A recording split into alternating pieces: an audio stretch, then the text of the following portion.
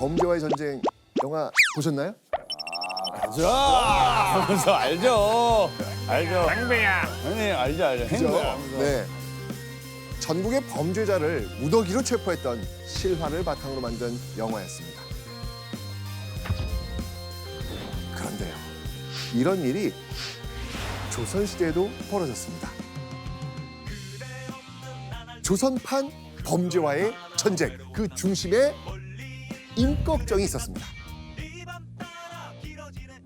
그가 언제 태어났는지, 가족관계는 어땠는지와 같은 정확한 기록은요, 실록과 야사 어디에도 남아있지 않습니다. 하지만 임꺽정의 고향에 대한 기록은 남아있습니다. 임꺽정의 고향은 어디일까요?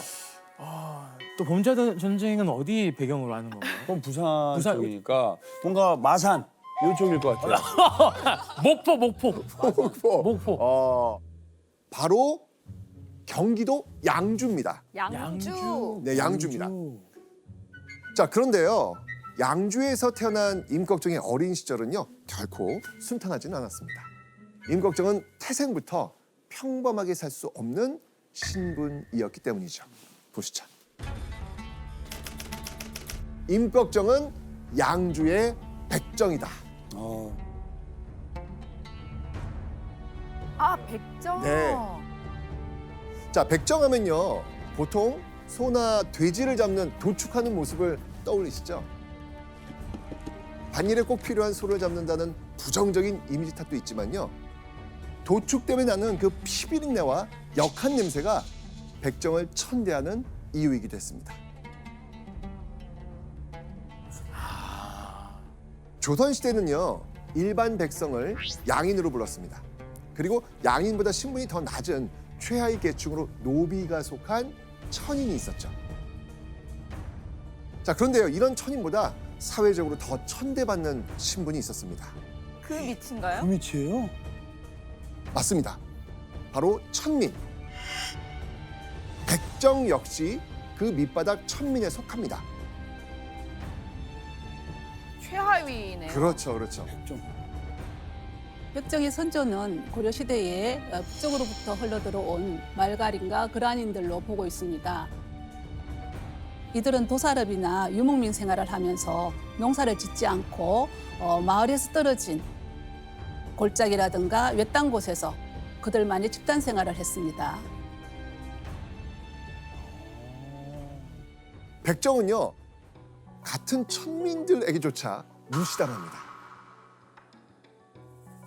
당시 상대방에게 백정이라 부르는 게 아주 최악의 욕일 정도로요, 조선에서 백정은요, 아주 하찮은 취급을 받았습니다. 백정들은요, 먹고 살기 위해서라면요, 사람들이 꺼리는 어떤 굳은 일도 가리지 않고 합니다. 임꺽정 역시 백정이니까 돈을 벌 수 있다면 닥치는 대로 일했겠죠. 그 중에는요, 적은 돈이긴 하지만 꾸준한 돈벌이가 되는 일도 있었습니다. 돈벌이? 예, 여러분 혹시 바느질 도구를 넘는 함, 그 뭐라고 하는지 혹시 아세요? 그 바느질함은 옛날에 반짓골이라고 했는데 들어보셨어요? 그쵸, 그쵸. 자, 지금은요, 플라스틱을 많이 씁니다. 근데요, 당시에는요, 갈대를 엮어 만든 상자를 썼습니다. 아, 갈대로 만든 상자를 바로 뭐라고 불렀냐면 고리라고 불렀어요. 고리. 고리. 그래서 고리백정이라는 단어가 나오면 아, 어떤 백정이구나라고 느낌이 오시면 돼요. 고리 백정 네, 네, 네, 만드는 백정이네요. 그렇죠. 그 갈대로 만드는 거. 임꺽정은요, 길에 널린 그 갈대를 베어가지고 고리, 삿갓, 집신 같은 그 생필품을 만들어 팔면서 생계를 이어갑니다. 그리고 이때 그런 임꺽정에게 귀가 번쩍 뜨이는 정보가 들려옵니다. 북서쪽에 있는 황해도가 기회의 땅이라는 겁니다. 황해도 기회의 땅. 자, 당시 황해도 해안에는요, 이것이 아주 넓게 펼쳐서 아주 유명했거든요. 무엇일까요? 해안에. 바로 노전. 이건 뭐냐면요, 바로 갈대밭이에요. 갈대가. 아, 아까 그 백정이 네네네네. 갈대 쓴다 했잖아요. 맞습니다, 맞습니다. 황해도 연안에는요 황무지가 길게 이어져 있었는데요. 그곳에는요 갈대가 어찌나 빼곡하게 잘 자랐는지 밭전자를 붙여가지고 노전이란 말을 만들어서 부를 정도였습니다. 그 갈대가 임꺽정이 살던 양주와는 비교도 안 될 정도로 어마어마하게 많았던 겁니다. 게다가 당시 황해도는요 위로는 명나라, 아래로는 한양이 있었습니다. 그러니까 황해도가 명나라와 그 한양을 이어주는 무역의 중심 교통로였던 겁니다. 와. 귀한 곡물을 싣고 명나라와 한양을 오고 가는 사신들은 물론이고요, 일반적인 상인들도 많은 물자를 가지고 황해도를 지나갑니다. 자, 이때 임꺽정의 머릿속에 확 하고 번뜩이는 생각이 떠오릅니다. 만약 황해도에서 고리나 삿갓, 칩신을 만든 다음 사신이나 상인에게 팔면 어떨까? 아, 황해도를 지나는 수많은 행인과 상인이 너도 나도 임꺽정이 만든 집신과 삿갓을 사갈 겁니다. 게다가 그 재료인 갈대밭에서 쉽게 얻을 수 있잖아요. 그죠? 임꺽정의 머릿속에는요 이런 시뮬레이션이 착착착착 그려지는 상황이었습니다. 와. 게다가 황해도는요 다른 지역보다 육식 문화가 오랫동안 자리 잡고 있어가지고요 가축을 잡는 도축일도 많았습니다. 여러모로 가야 되는 곳이었네요. 맞습니다. 기회죠 그러면. 기회죠. 결국 경기도 양주에 살던 임꺽정은요 황금의 땅 황해도로 삶의 터전을 옮기게 됩니다. 와. 황해도로 부푼 희망을 안고 터전을 옮긴 임꺽정. 그런데 임꺽정의 희망이 와르르르르 무너지는 일이 벌어집니다. 하하, 대체 무슨 일일까요? 거짓 정보였나 봐. 이곳에서 생산되는 갈대를 가지고 도리어 그곳 백성들에게 팔아서 많은 이익을 얻습니다. 누가요? 자, 백성들에게 갈대를 팔아서 이득을 얻느니 대체 누구였을까? 관리들. 와. 범인의 정체는 당시 조정을 장악한 권세가들이었습니다.